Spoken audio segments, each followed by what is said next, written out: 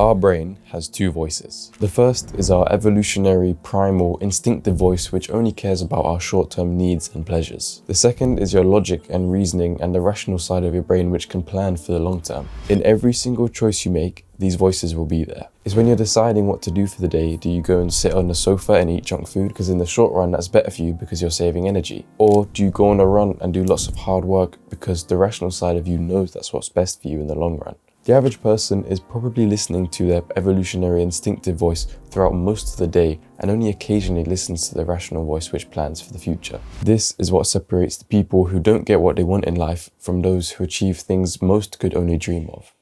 The reason most people only listen to their evolutionary voice is because it's what we're wired for. It's so hard to resist when things like junk food and video games are literally designed to take advantage of our evolution. For example, as hunter-gatherers, which is what we're still designed to be, we would have had rare access to sugar, so we would have got it very minimally throughout the year. This means that because sugar is actually such a good molecule for us, because it fuels us so well, whenever we did come across it, our body would send off tons of signals encouraging us to eat the sugar. And because evolution takes millions of years, we have those exact same mechanisms within us, which is what's causing overeating, obesity, and cardiovascular diseases. In fact, in the comfort crisis, Michael Easter suggested that hunter-gatherers would have had around 20 teaspoons of sugar per year, whereas the average person today eats 27 kilograms per year. And just for reference, 20 teaspoons is about 0.08 of a kilogram, and we eat 27. If that fact there isn't enough to blow your mind, then I don't know what is, because ever since then,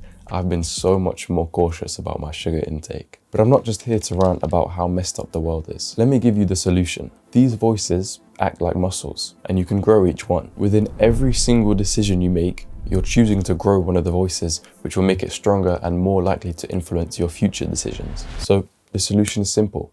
Start growing your rational voice. When you go into the weight room as a beginner, you don't put on 100 kg and try do your 1 rep max. You start with the smallest weights, which is exactly what you need to do here.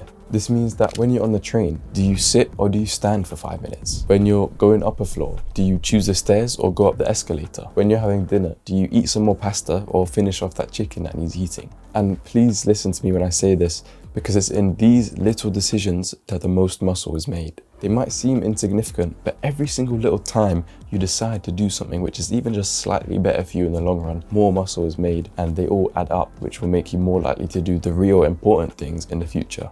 Once you start doing all these little things like standing up instead of sitting, eating a chicken, going up the stairs instead of the escalator, all these little things build up in your identity and build up the strength of your rational voice, which constantly means that after each one, you'll be more likely to repeat that kind of similar action next time. Over time, listening to the rational voice will become more and more a part of your everyday life, and the other voice will always be tempting you, but it'll become much easier to not listen to it. So once this video is done, maybe if you've got nothing to do, say your room's already tidy, just go and tidy it straight away instead of leaving it. That's the decision you could be making. Tidy it now, or just go and procrastinate it like I've always been doing. And then once you tidy it, you'll be more likely to go downstairs, oh look, the kitchen's a bit dirty, let me clean a few things. And then after that, you'll be more likely to do something else, and it just kind of repeats and compounds until you're almost always just listening to the rational voice and getting things done. But for reference, I still have both voices, and the strongest I'm hearing the evolutionary instinctive voice is when I'm going for a run. I always hear it crying at me, telling to stay at home. Why am I going outside in the rain when it's just so comfortable and warm at home? And honestly, sometimes I still lose the battles. But after months and years of fighting against this voice, it's now so much easier for me to listen to the rational side of me, which knows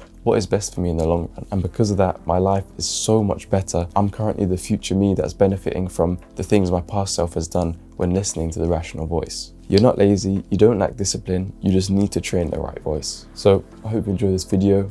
Go and listen to the right voice as soon as you stop watching, and I'll see you in the next one.